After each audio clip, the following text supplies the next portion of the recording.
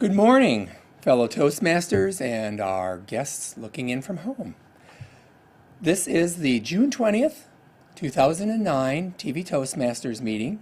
We meet the third Saturday of every month at the Anderson Town Center at 7850 5 Mile. We are always more than happy to have guests, so please, if you're curious, come and visit us at one of our third Saturday of the month meetings. We have a really good meeting on tap for you today, and I'm going to just go ahead at this point, call our meeting to order. Club 9523 is now in order. Our Toastmaster today is someone that, at least in Toastmaster circles, is known quite widely. She's been gone from us for a while, and so I'm personally very happy to see Carol back with us. Some people refer to her as Ms. Toastmaster, but help me welcome our Toastmaster for today, Carol Kormelink. Thank you, Mr. Presiding Officer. And welcome all the guests. I would like to mention our guest, and one of the guests that called me the other day, and he's in the contractor business. He's got the perfect name for it, Phil Rigg. Let's go. Welcome to Phil. Sheila Howard is visiting us from another club and will be taking part in the meeting later. Brendan Davis is visiting with his father, Mike Davis, who will be presenting a speech later on, and Mike will be one of our newest members, and we also will be hearing from one of our newest members. And I'd like to start off with our first item of business is the Word Power All-Counter Grammarian, which is Jerome Manigan. And Jerome has just been appointed the principal of the St. Claver School, school, in the over the Rhine downtown. And let's welcome Jerome Manigan. Thank you, Madam Toastmaster. Today's word is becloud. B-E-C-L-O-U-D. Your task is to make use of that word as you give your presentations. Toastmasters always revise the content of their speeches to make sure that the ideas presented in no way becloud the understanding of the audience. Becloud, to obscure, to make unclear or cloudy. The artwork is from one of the students at St. Peter Claver School, and as you can see, this student in no way beclouded his illustration. A note, St. Peter Claver School is known officially as St. Peter Claver Latin Preparatory School for Boys. It is across from St. Mary Catholic Church in Over the Rhine. Becloud.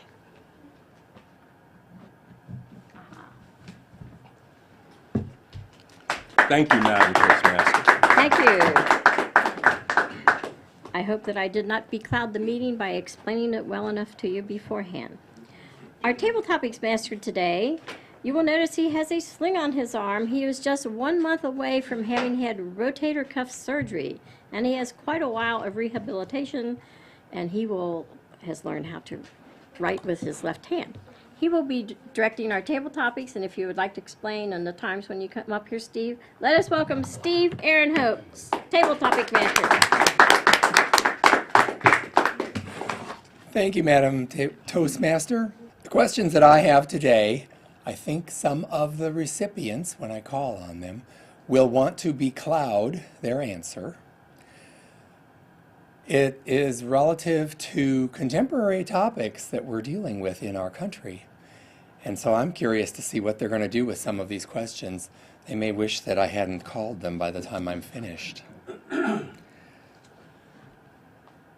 We hear the term new normal being bantered about. I'm not sure that we are at normal or whether this is an effort to lower our expectations over the long term. Please share with us what the term new normal means to you. Don West?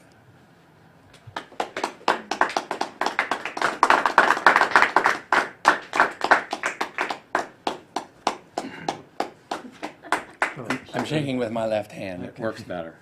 Okay. Good. Well, thank you. New normal. Things change. That is a fact of life.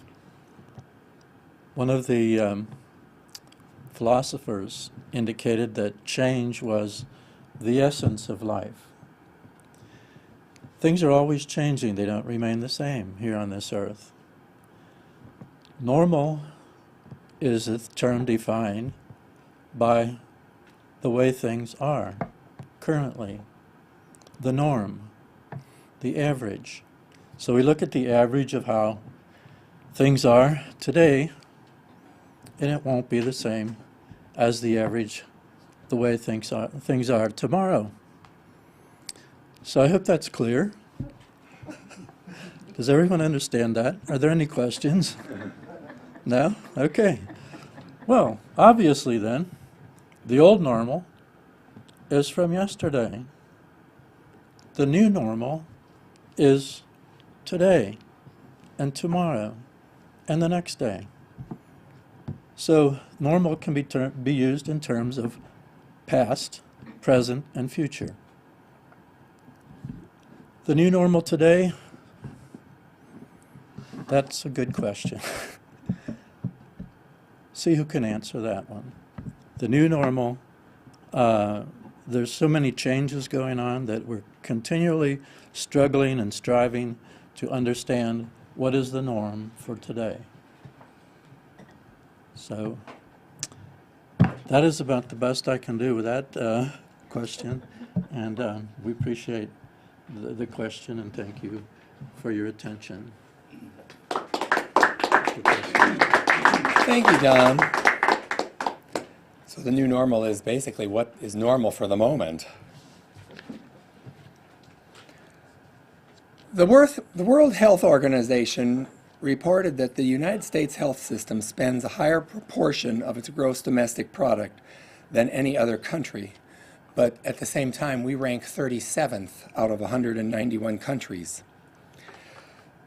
The United Kingdom spends just 6% of its GDP on health services. I would like to call Phil Rigg up to tell us what his perspective is on healthcare reform and whether he thinks it's something that we really need in this country or if we're doing pretty good the way we are right now. And you do have a chance to becloud this if you'd like. Thank you. Healthcare reform, and it seems to be what everybody's talking about today. The real estate market, and a lot of bad news that's going through. One thing that I do believe in is the more there is of something, whether it be good, bad, indifferent, I don't want to cloud the issue. However, if you're buying grapes, it's a bumper crop. What's going to happen to the price of grapes? The price of grapes is going to go down. Same thing with health reform or health care in general as an industry. The more people that have health insurance will make it more affordable for the rest, everybody else that has health insurance. So the more people that are covered, more people that have coverage, the cheaper it will be for everyone.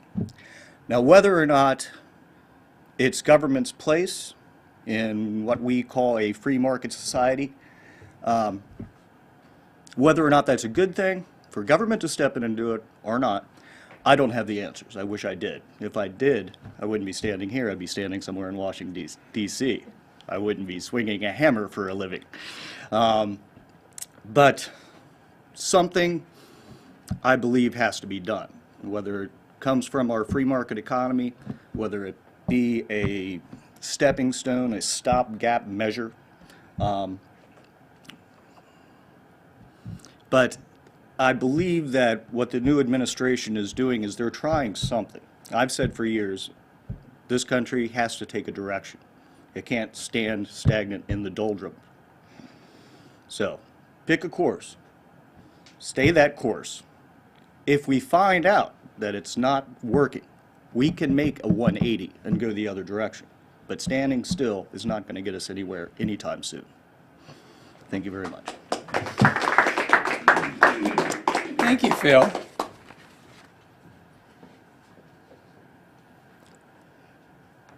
Promotion of gambling as a means of increasing state revenue is being discussed in both Kentucky and Ohio. What are your thoughts on using this approach to boost state revenues? Gordon?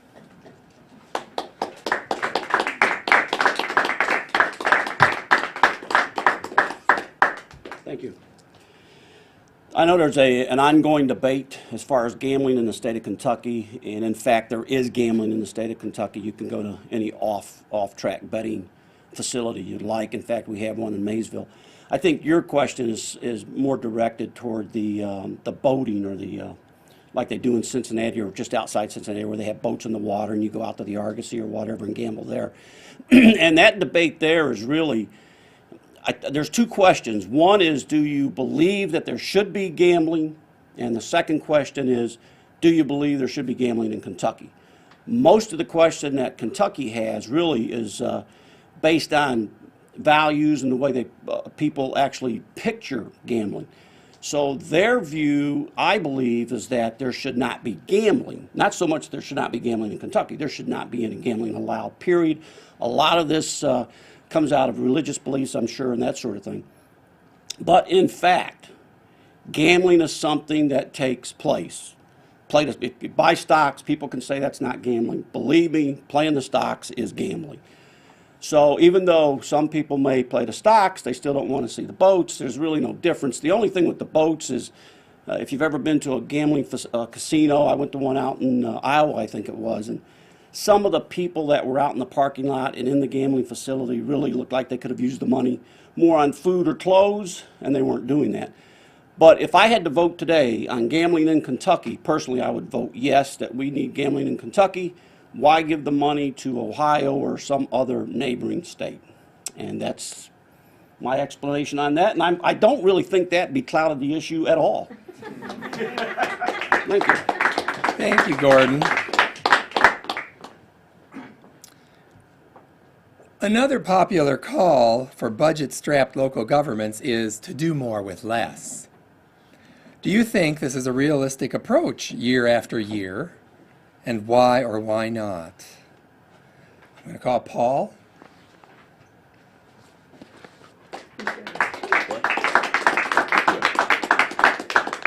Hopefully I don't becloud the issue also.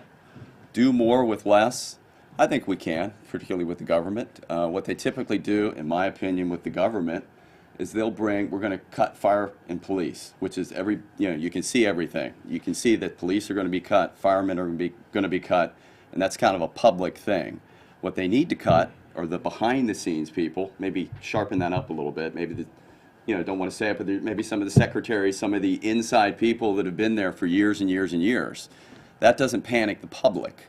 You panic the public by saying, I'm not going to have police, I'm not going to have firemen. So that's how I think these people want to keep their jobs.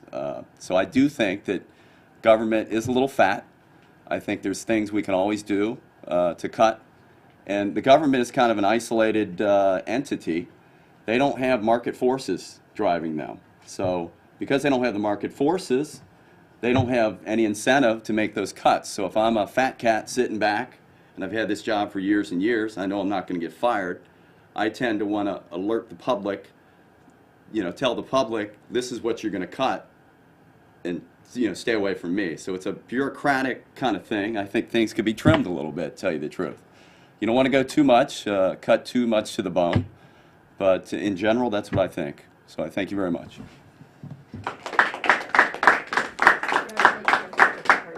Thank you, Paul. We'll conclude our table topics, and let me turn back the lectern to our Toastmaster. Carol? Thank you, Steve. For the benefit of the Toastmasters, normally when a person is speaking, we do not ask them to do table topics, but he asked Paul because Paul said, I need to learn how to think quickly on my feet. Please use me, even if I am giving a speech, I can handle that. So that is why that we had Paul answer a table topics when he's going to be our first prepared speaker. Paul just joined, he came last month, said he wanted to join, we gave him the manual, and he's already, he joined today, and he's already to be giving his icebreaker speech, the first speech that helps you to be in front of the public and learn speaking, and his speech is 4 to 6 minutes. And if Paul will come forward, the title of his speech is Things About Me, Paul Wessels. Okay. Madam Toastmaster, ladies and gentlemen, my name is Paul Wessels. I'm from Park Hills, Kentucky. I'm going to tell you 2 things about myself.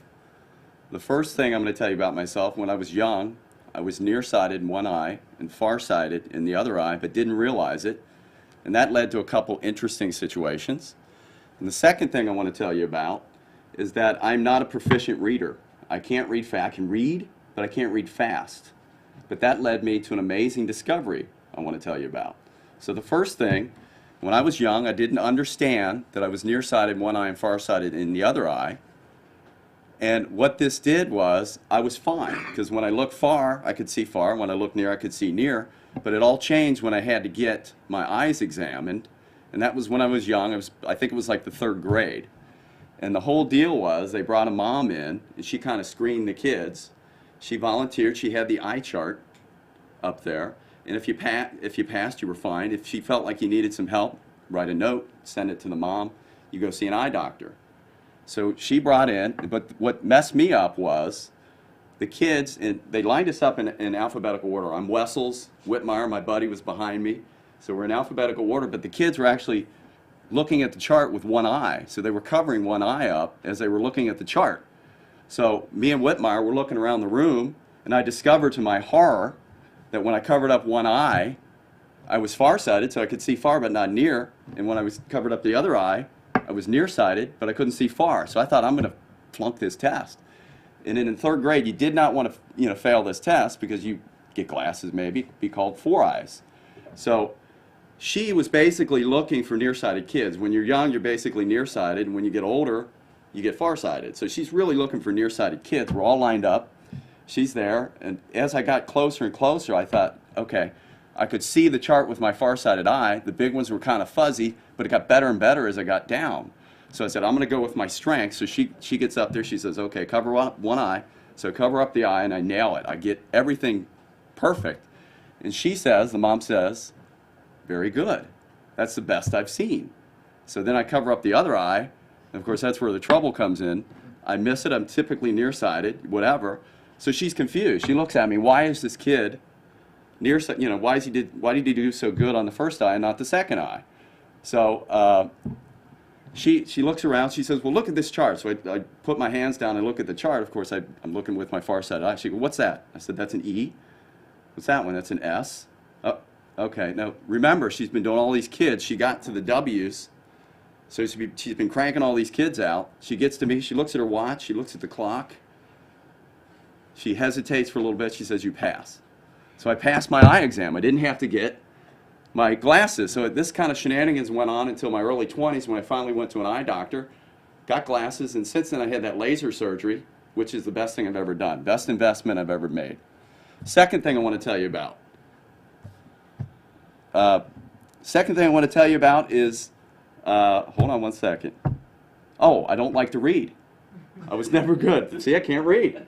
I was never good at reading. I can read, but I'm not a fast reader. I could never be a lawyer, never did good on those standardized tests because of the time constraints. But what I did was, about 15 years ago, I had a job where I was driving around in a car a lot, and I didn't like to listen to the radio. It got boring, and I discovered, and this is what I'll tell you about, books on tape. Now, you see them all the time now, but back then, 15 years ago, it was kind of novel. Started out with cassettes. You get them from the library. Turned into CDs. Now you can actually download it onto an MP3 player. Okay? So, opened up a whole new world for me because I never read novels, never read books. And now I'm exposed to all these novels and books and whatever, and I'm killing 2 birds with 1 stone. I'm driving in the car and I'm listening to books on tape. Two quirky things I do with books on tape. One, I listen to them double speed, and it's kind of squeaky, but you get used to it, and you can get twice as much information in the same amount of time. Okay, and you get used to it. And I listen to nonfiction because I want to learn something. I want to learn something real. Second quirky thing I do with books on tape is that, you know, when you see people, they have these earbuds, they're driving around in the car. Teenagers, I think that's okay, but for somebody my age, I think it looks kind of weird. You know, they have somebody driving around in the car with the earbuds. So what I do is I take one of the earbuds out. I take the left earbud out, and I leave that right one in, thinking that, okay, they're not going to see the earbud in my, I know they can see, I know it's really weird, but it makes me feel better. So that's what I do. I do that with books on tape. So those are the two things I wanted to tell you about. Nearsighted in one eye, farsighted in the other eye, and then I listen to books on tape. So it's not a lot. It's a couple tidbits about myself. And, you know, you have to start somewhere. So I thought I'd tell you those two stories. Madam Toastmaster. Thank you. Thank you, Paul, for a very interesting speech. I've never heard of something like that. Are you living the life you meant to live? How can you even know the answer to that question? Our next speaker, Mike Davis, believes he has the answer. His objective today is to help you avoid the mistakes he made for 19 years in Toastmasters. Mike is a founding member of a Toast of the Town Kenwood. He belongs to several clubs. He is working on his 10th CC designation, and he welcomes input from every member. His project is Project 6, Vocal Variety, and his speech title is The Voice. Let us welcome Mike Davis. The Voice. Thank you, Carol.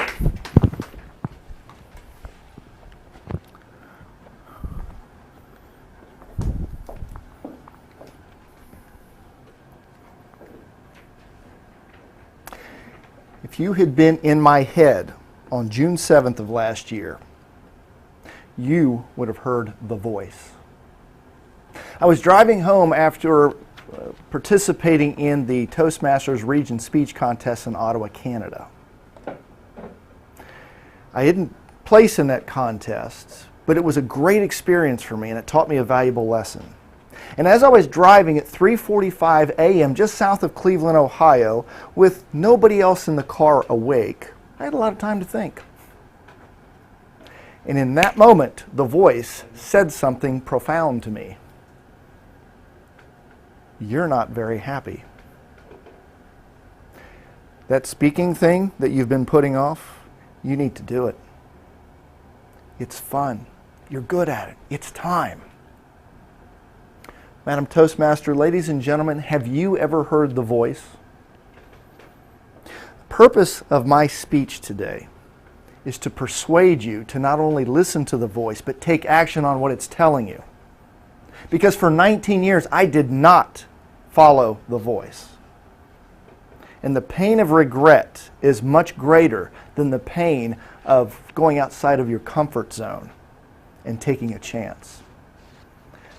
Now, to help you better understand my history with the voice, come back with me to 1989.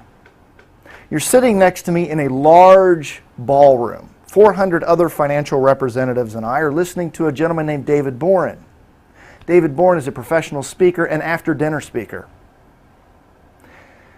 I don't remember what David said that night, but all I remember is that at some point in the evening, he had 400 financial professionals doubled over in laughter, tears streaming down their faces.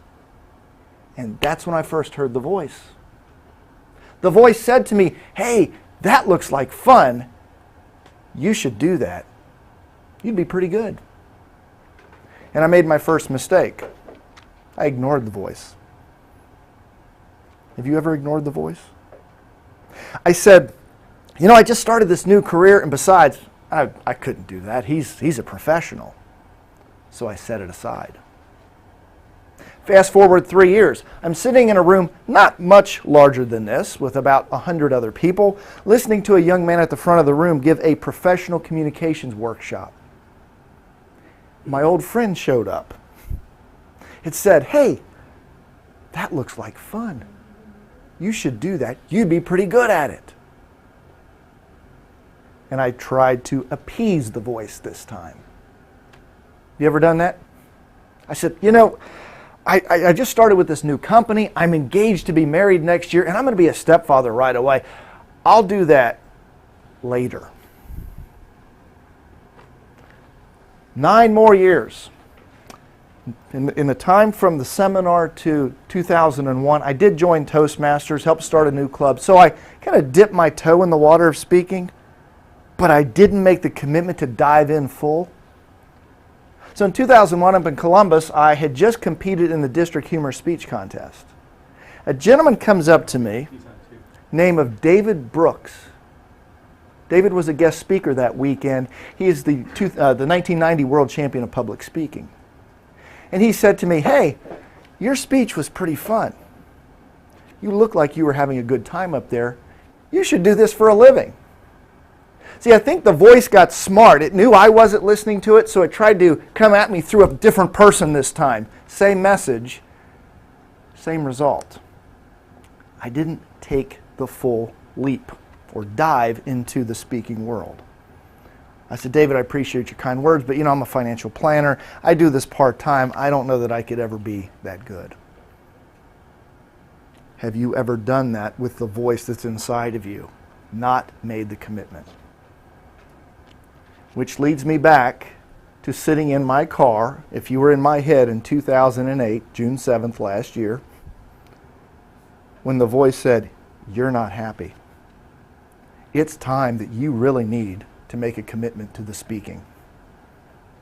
So I said, "Okay, I give. I'll do it." What do I do next? And here's where trust and faith come in.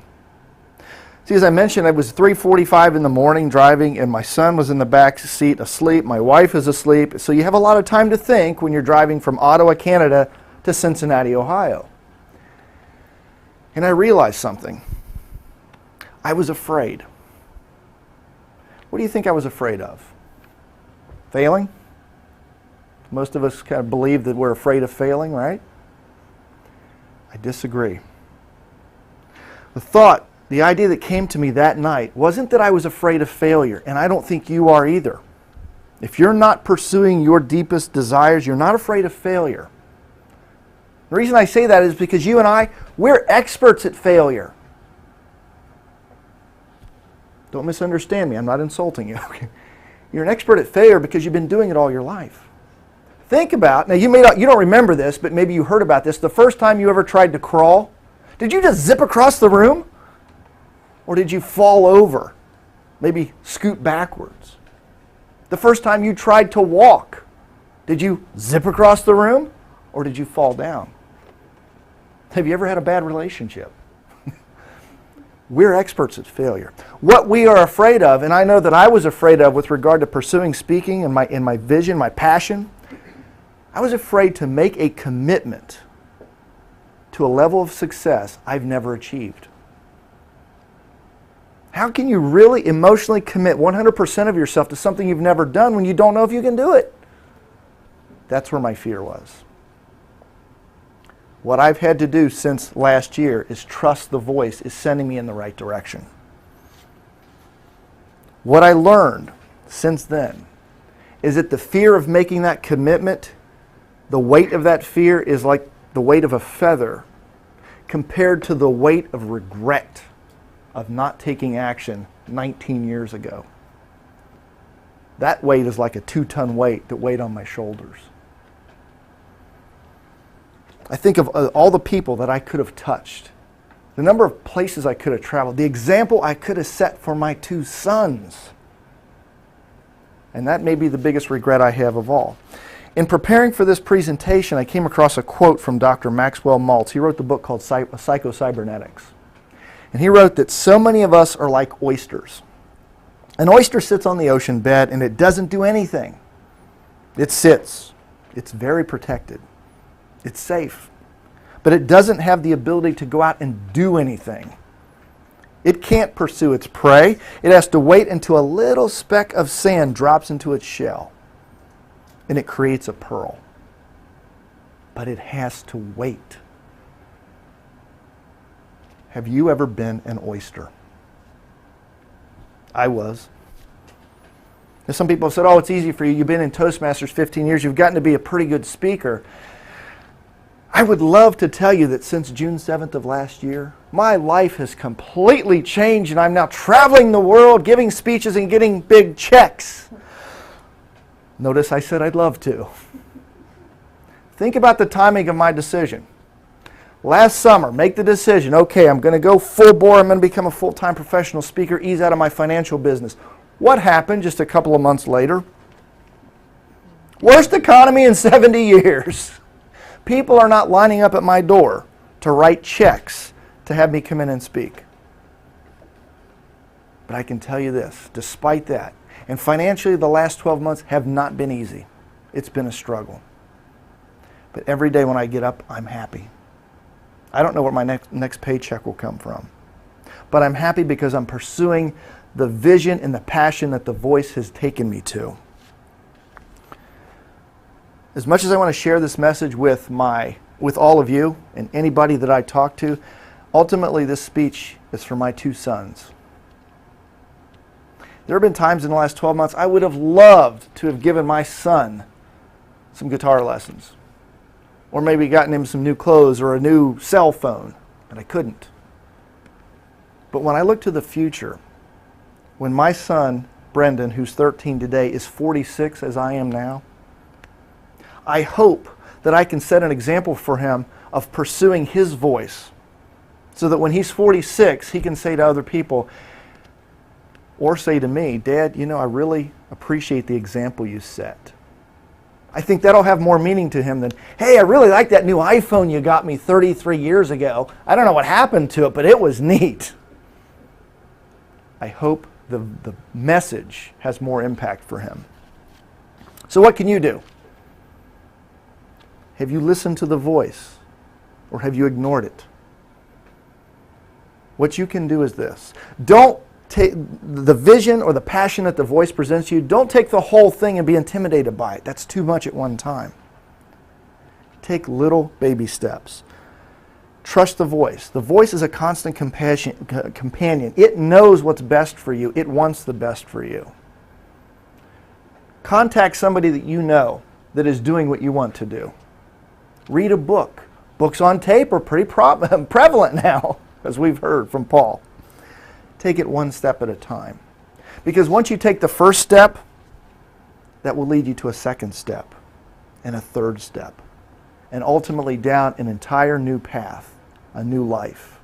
One that will help you feel passion and joy and ultimately impact the lives of many others. Don't wait 19 years like I did. Take your first step. Madam Toastmaster. I would like to mention that Mike's son, Brendan, has listened to him, and Brendan is going to be our youngest Toastmaster. He's going to join as soon as he's of age, and he's been following Mike with his Toastmaster, and he's ready. He's even helping to run a camera already. So let's give Brendan a hand here. The next part of our meeting is one of the best things about Toastmasters is the immediate feedback, what you did well, what you could do better, and that will be handled by our general evaluator, Rick Davis. Thank you, Carol. It's been a while since I've been on camera. Spent a lot of time in the directing booth and behind a camera, but this is the first time I've been in front of a camera for a while. We're going to do the evaluation portion of the meeting today, and our first evaluator is Mary Arms, who is going to evaluate Paul Wessels' icebreaker speech. Mary?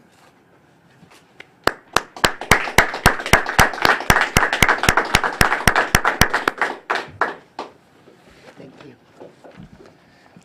Well, Paul, I think you did a very good job. When you went from your eyes and then you went to, where you books on tapes and everything else. My first speech, I blew the whole thing. I forgot everything I was going to say. But to me, I feel that you really couldn't improve any better than you did. To me, it was a very smooth speech and everything. And I just feel that you should keep up the good work and continue. And I feel that you could make a great speaker. Thank you very much. That was a very short one. Thank you, Mary. Our next evaluator is Gordon Kelly, and he's going to evaluate Mike Davis's speech. Gordon. Thank you. Thank you. Couple of comments, and I will evaluate Mike. First off, Mike, I thought it was a great speech. Really thought it was good. In fact, you know, one of the things I'm impressed with today, because I haven't met several people here, some of the voices they have, it's like, you know, I'm always saying Jerome, Jerome, Jerome, but Jerome, you got some competition here, so be ready. The evaluation really is based on vocal variety, and one of the main things that Mike asked me to do was to try to judge or categorize his emotional effect on the audience, and I did do that. But just to give you an overview, the vocal variety includes topic selection, volume, rates, pitch, quality, pauses, expressiveness, vocal variety, organization, word usage, and body language. And in all of these, and this, I'm going to come back to myself here real quick, but in all of these, I rated them the best. The only one that I rated satisfactory was the pauses. And I'm not saying that the pauses were anything but great. They probably were great. But for some reason, I personally, when a speaker speaks and pauses, there's some mental time zone there that made, he kind of, I'm like, what is this guy going to say? You know, I'm not saying it's good or bad. I'm just saying I struggled with the pauses just a little bit. So that's just my word of thought. One of the things that I asked too is, what did you like about the speech? I personally felt that Mike spoke and hopefully inspired all of us as listeners. I really felt that he did. I believe he was very unselfish in the fact that he wants to pursue this not only for himself but for his sons, which really is probably as important or more important than one's self-growth, to be honest. So I really paid attention to that. So overall, all I can say was it was a really great speech. I really enjoyed it, and I thought it was really good. I'd like to hear you again. Thank you, Gordon. The next part of the evaluation is the counter grammarian, and because we're up here, we're busy doing all of the things we need to do, during our speech, we oftentimes let ahs and ums and things like this come out. So Jerome Manigan is going to tell us about that today. Jerome. Thank you. First, I would like to say I was tremendously impressed by both of the speakers, Paul Wessels and Mike Davis. Excellent, excellent presentations, very inspirational. I may have been beclouded in the past, but I think that your speeches will help me to unbecloud myself. Thanks to both of you. Just excellent, excellent presentations. And that does not take away from Nicki's, well, we don't know about Nicki's presentation, do we? We didn't see it on camera. All right. Becloud. Steve, 1 becloud. Carol, 1 becloud. Phil, 1 becloud. Gordon, 1 becloud. Paul, 1 becloud. Actual speeches, and I should say that those beclouds are outside of the actual speeches. Paul Wessel, 1, 2, 3, 4, 5 ahs within the speech. You also participated in Tabletopics, 1, 2, 3, 4 ahs within Tabletopics. For a total of 9. You get the award today for ahs. 20 last week. I'm improving. Mike Davis, you were very, very professional in that you very quickly caught your misstep.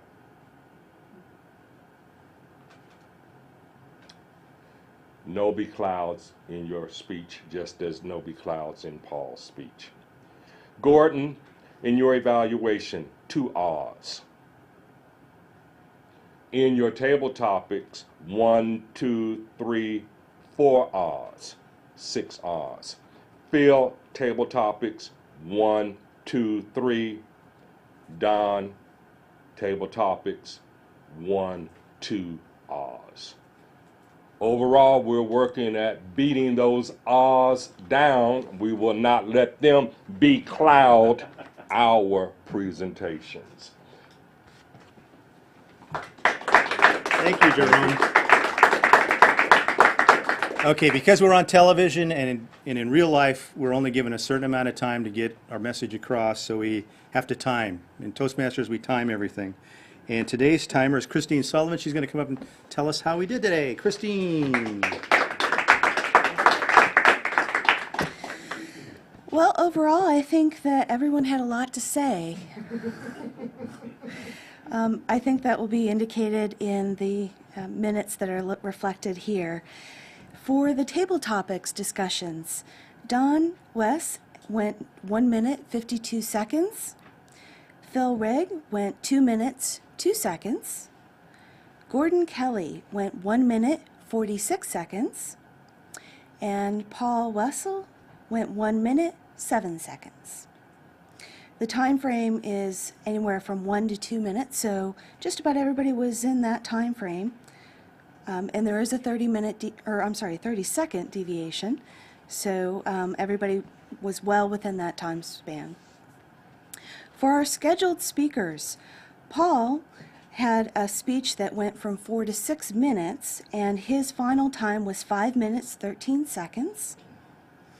And Mike gave a speech for 5 to 7 minutes, and his final time was 11 minutes, 2 seconds.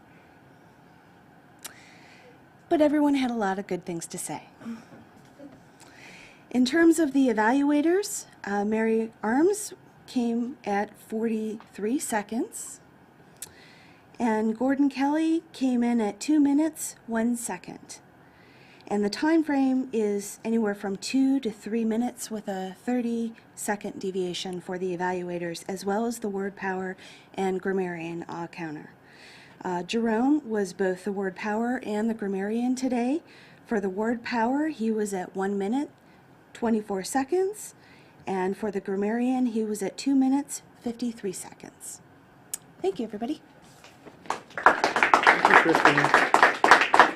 As a general evaluator, there are a couple things I need to do. One is to sort of emphasize what the evaluators said, and one of the things I'd say to Paul is, I love icebreakers. Icebreakers are the greatest speeches I think that Toastmasters do, and I think the fact that you said I'm going to talk about 2 points and you limited it to that, I think that's great. I think that's really a smart way to handle it, not try to cram too much into an icebreaker speech, and I think you did a great job. There are a couple things I would suggest. One is that you think about a closing. How am I going to get out of this thing? How am I going to go back to the 2 or whatever? And I think that would really polish the speech. But other than that, I think it was a great speech. Mike, I'm not going to say anything about your speech. It was wonderful. And I think our evaluation team did a great job today. The room was in great shape when we got here. I think Mike and Brandon and Paul, I think you guys sort of got in here early and started setting the place up, and we were set to go. We got a little bit of a late start, but that's because I think we had to do some final adjustments on the set. All in all, we had a great meeting. We had some great speakers. We had some great educational sessions, and I look forward to future meetings. And Carol is going to come up and finish up the meeting as Toastmaster. Carol. Thank you very much, Rick. Now we'll have time for our comments from our guests. Paul, would you come up, please? Phil. I mean, Phil, sorry. Looking the wrong way. Phil. Thank you. It's exciting. I had never heard of Toastmasters until last Wednesday. I've recently joined a group of people. It's called B&I. It's Business Networking International. In this economy, you can use all the help you can get, and word of mouth is probably the best advertising anybody could ask for, and this is all about word of mouth. So I'm very happy. I'll be back next month and look forward to seeing everyone again. Thank you. Thank you, Paul. So, I'll see you after the meeting. You've already heard from Mike. I'd like to hear from Brendan. Brendan Davis.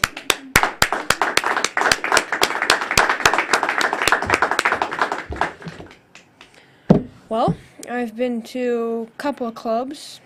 Spoke at one, but this seems to be the most enjoyable because I get to do more work.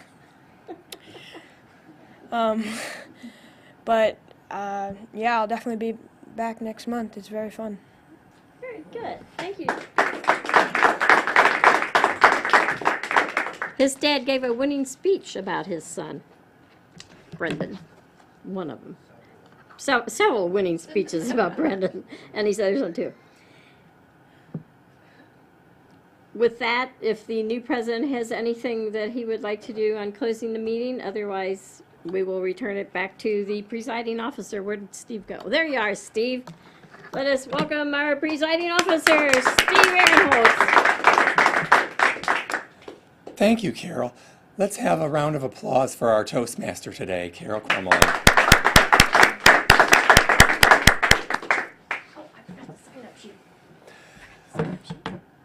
I want to express our appreciation to all the guests who came and joined us today for our meeting, as well as our viewers at home. Our next meeting will be on July 18th. We start at 9 o'clock in the morning at the Anderson Community Center on 7855 Mile Road. As Carol mentioned, this will be the beginning of the new Toastmaster year. Our new club officers will be in place. I would encourage any of you that are curious about Toastmasters on television, or to learn something more about improving your speaking and leadership skills, please come and check out our Toastmasters Club. With that, I am going to adjourn the meeting of Club 9523.